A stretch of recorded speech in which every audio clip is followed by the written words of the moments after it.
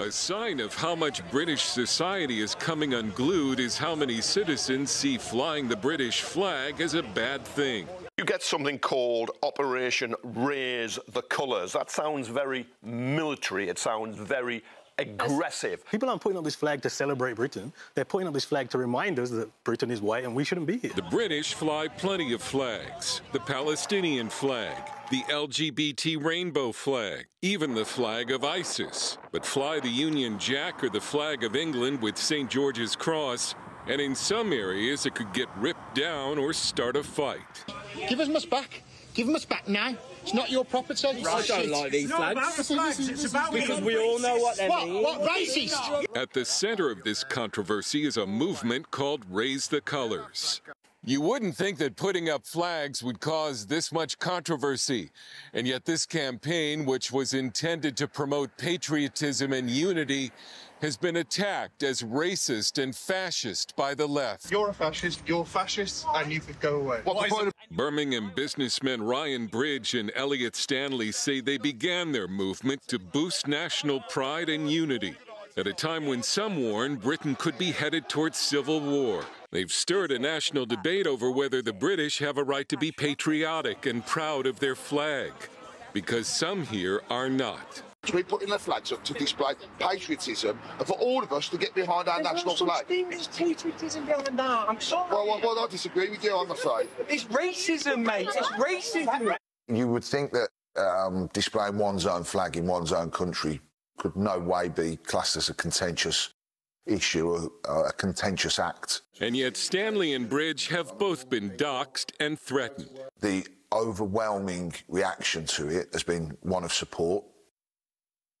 As we've gone further into different areas in Birmingham, we've been met with a substantial degree of hostility, and that's now escalating into death threats. I've had phone calls to my office at work, phone calls on my mobile.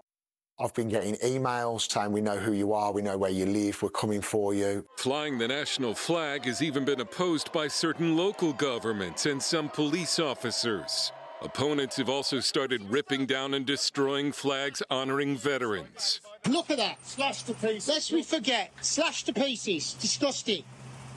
I've had somebody come up to us in the street while we're displaying the Union flag, screaming at us that that is the flag of the Nazis.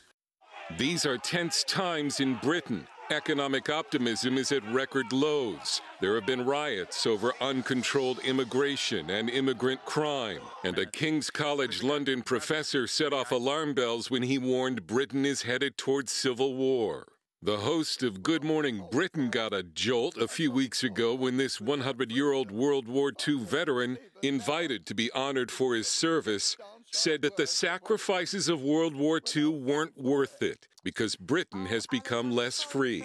In our country, we've been let down by weak governments, weaker borders, and I feel that instead of going on the street and rioting like we had in the UK a few years back, for us to just raise a flag, a group of guys, working-class men, to raise a flag of our country and show a bit of patriotism.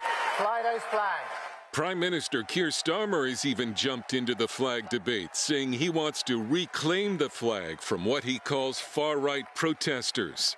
In left-leaning Britain, most of the so-called far-right would be called conservative in the United States. Opponents of Raise the Colours don't believe the movement is about unity, but division. Stanley says most of the opposition to Raise the Colours comes not from ethnic or religious minorities, but from what he calls white liberal lunatics. He's vowed that neither they nor the government will stop this movement. It's going to keep growing. This has now gone from starting in South Birmingham to across the whole of the UK. You know, the more funding we get, the more we can do and keep it country covered in our flag. Why not? It's our country and it's our flag. Dale Hurd, CBN News in Birmingham, England.